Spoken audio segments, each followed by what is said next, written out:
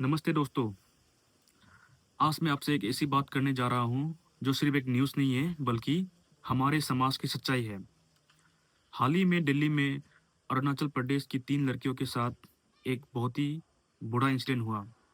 उनके नेबर्स ने एक छोटी सी झगड़े को लेके उनका अपमान किया, उन्हें गंदी बातें बोली और उनके ऊपर गलत अफ़वाह फैलाई।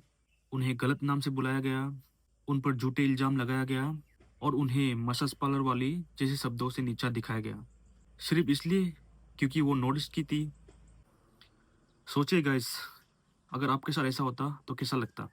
लेकिन ये पहली बार नहीं है। नॉर्थ ईस्ट के लोग बहुत पहले से ही रेसिज्म फेस करते आ रहे हैं। मणिपुर, नागालैंड, असम, मिजोरम, अरुणाचल प्रदेश और जितने भी नॉर्थ ईस्टर्न स्टेट है, इनको हमेशा अलग ट्रीट किया गया है, अलग समझा जाता है। खास करके उनके चेहरे, उनके बोली, उनकी आंखों के बेसिस पे उनको पराया समझा जाता है। और अभी का जो दिल्ली का इंसिडेंट है, ये तो बस एक एग्जाम्पल है जो पहले से चलते आ रहे हैं। तो दोस्तों, सबसे बड़ी बात क्या है?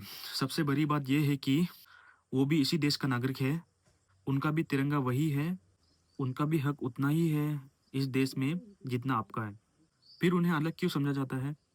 क्या भारतीय होने का सिर्फ एक ही चेहरा है? नहीं, इंडिया हर रंग का देश है, हर चेहरे का देश है, हर संस्कृति का देश है।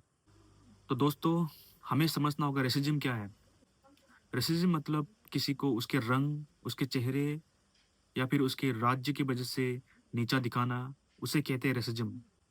और जो 19 फरवरी 2026 में जो दिल्ली में हुआ, वो सिर्फ एक झगड़ा नहीं था, वो साफ साफ डिस्क्रिमिनेशन था।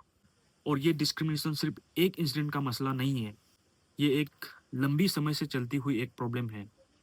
नॉर्थ ईस्ट के लोगों को बहुत पूरी हिस्ट्री से अलग समझा जाता है और उनके साथ डिस्क्रिमिनेशन होता रहा है। तो दोस्तों, गलती कहाँ होती है? गलती होती है हमारी सोच में। हम बिना जाने, बिना समझे, सिर्फ देखकर फैसला कर लेता है। दोस्तों, नॉर्थ ईस्ट की अपनी परंपरा है, अपनी भाषा है, अपनी खाना है और वही तो इंडिया की खूबसूरती है कि नहीं? ये आप लोग बता के देखिए। इंडिया एक डाइवर्सिटी कंट्री है और ये डाइवर्सिटी ही इंडिया की ताकत है। तो दोस्तों, मैं आप सबसे एक सवाल पूछना चाहता हूँ। अगर आपका बोली का मजाक बनाया जाए, आपके कपड़ों का मजाक बनाया जाए और आपके चेहरे का मजाक बनाया जाए, तो क्या आप खुश होंगे? नहीं। तो फिर हम दूसरे के साथ ऐसा क्यों करते हैं?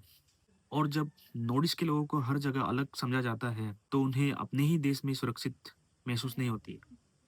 तो दोस्तों, अब टाइम आ गया है बदलाव का। बदलाव सरकार से नहीं होगा, बदलाव हमसे शुरू होगा।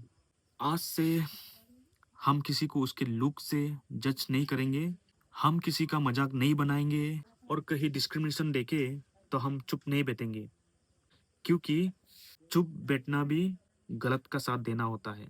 ये बात तो आप लोग सब जानते होंगे। याद रखिए दोस्तों, चाहे कोई ईटानगर से हो, चाहे इम्फाल से हो, चाहे गुवाहाटी से हो या दिल्ली से हो, सब एक ही देश का है।